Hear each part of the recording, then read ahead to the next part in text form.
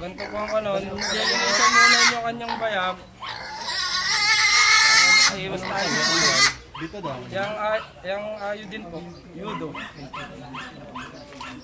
Hindi pa naman. Dapat 14 days lang ano.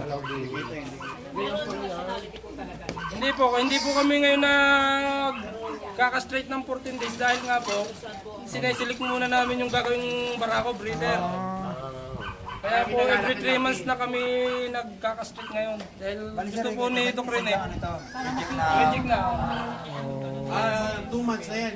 3 months na. 3 months na higit. Pang fornition talaga na ito. Oh, yan. Hawakan mo yung kanyang testicle. Bago ikuhan mo yung kanyang blade. Laging medyo dito sa patas ang kuhan ninyo para...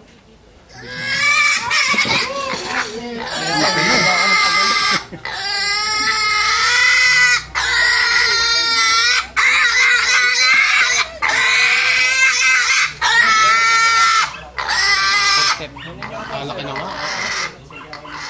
Kaya, gusto na pala.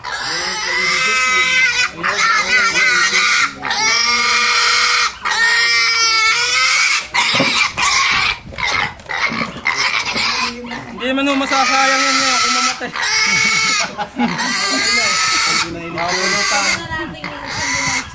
Prito na natin. Diretso prito na ha. Ako'y nagkapuniniwa ko na lang ng blade na din ha. Kung ganyan malalaki, tinatalian po.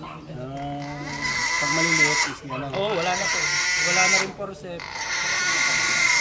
Pag maliliit, ano maliliit mo? Ito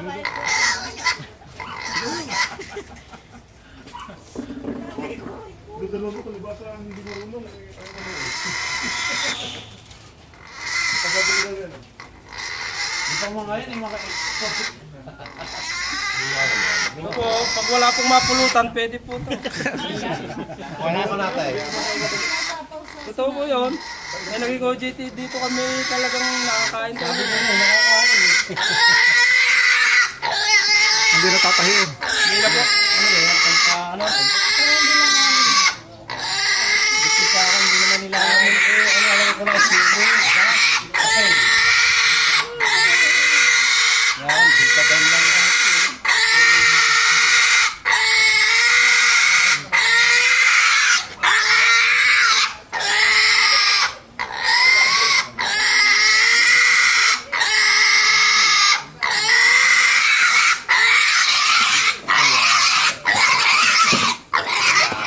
Hindi ka masasayang.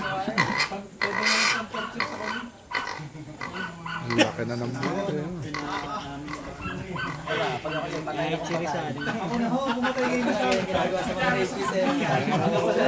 Napapahawak ko na. Napapahawak ako sa ano ko eh. Nasa ilalim ng tali. Sa ilalim ng forceps. Pag sobra kong laki na naman. Kung pipili ka ng breeder, ano, ganyan ka na.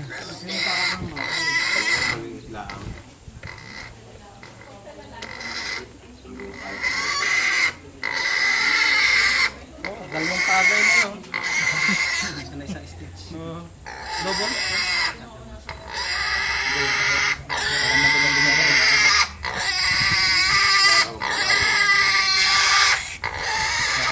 Tapos gawin nyo, ikukan yung kanyang para bumaba yung kanyang pinagpuna ng... Yun, hindi ko lang ginaman yung akin. Huwag pa pa ganoon. Ano yun? Ikaw pala delikado.